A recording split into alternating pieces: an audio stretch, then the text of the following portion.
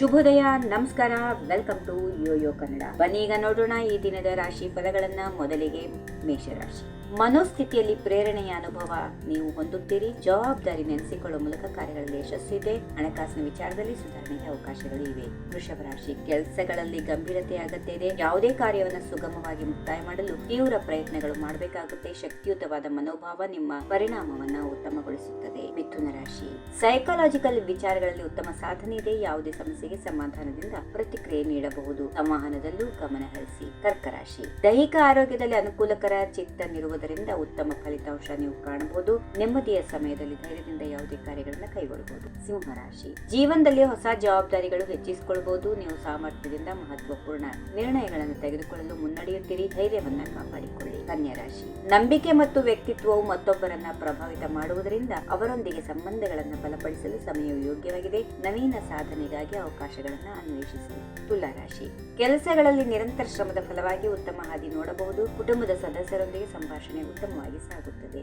ವೃಶ್ಚಿಕ ರಾಶಿ. ಹಣಕಾಸು ವಿಚಾರದಲ್ಲಿ ಸರಿಯಾದ ನಿರ್ಧಾರಗಳನ್ನು ತೆಗೆದುಕೊಳ್ಳಲು ಉತ್ತಮ ಸಮಯ. ನೀವು ಅಗತ್ಯವಾದ ಅವಶ್ಯವಾದ ಸಂಗತಿಗಳನ್ನು ಸೂಕ್ತ ಸಮಯದಲ್ಲಿ ಮಾಡಿ ಹೊರ ಕೆಲಸಕ್ಕೆ ಯಶಸ್ಸು ಕಾಣಬಹುದು. ಧನುಸು ರಾಶಿ. ನಿಮ್ಮ ಮನೋವೈಜ್ಞಾನಿಕ ಸ್ಥಿತಿ ಶಕ್ತಿಯುತವಾಗಿರುತ್ತದೆ. ಸಂವಹನ ಶಕ್ತಿಯನ್ನು ಬಳಸಿಕೊಳ್ಳಿ. ಸಾಮಾಜಿಕವಾಗಿ ಪರಿಣಾಮಕಾರಿಯಾದ ಚಟುವಟಿಕೆಗಳಲ್ಲಿ ಭಾಗವಹಿಸಲು ಒಳ್ಳೆಯ ಸಮಯ. ಮಕರ ರಾಶಿ. ದುಡಿಯುವಾಗ ಇತರರ ಸಲಹೆಗಳನ್ನು ಪರಿಗಣಿಸಿ. ಯಾವುದೇ ನಿರ್ಧಾರವನ್ನು ತೆಗೆದುಕೊಳ್ಳುವ ಮುನ್ನ ಸಹಕಾರವನ್ನ ಮನಸ್ಸು ಮಾಡಿಕೊಳ್ಳಿ.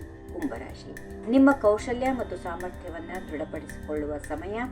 ಪ್ರಗತಿಯ ಹಾದಿಯಲ್ಲಿ ಹಲವಾರು ಅವಕಾಶಗಳು ನಿಮ್ಮ ಎದುರಲ್ಲಿ ಬರುತ್ತವೆ. ಇನ್ನು ಕೊನೆಯದಾಗಿ ಮೀನರಾಶಿ. ಆರೋಗ್ಯದ ಕಡೆಗೆ ಗಮನ ಹರಿಸಿ. ಬುದ್ಧಿವಂತಿಕೆಯನ್ನು ಉಪಯೋಗಿಸಿಕೊಂಡು ಅಡಚಣೆಗಳನ್ನು ಸರಿಪಡಿಸಿಕೊಳ್ಳಿ. ಹೀಗಿವೆ ಈ ದಿನದ ರಾಶಿ ಫಲಗಳು. ಸರ್ವರಿಗೆ ಶುಭವಾಗಲಿ. ಶುಭ ದಿನ.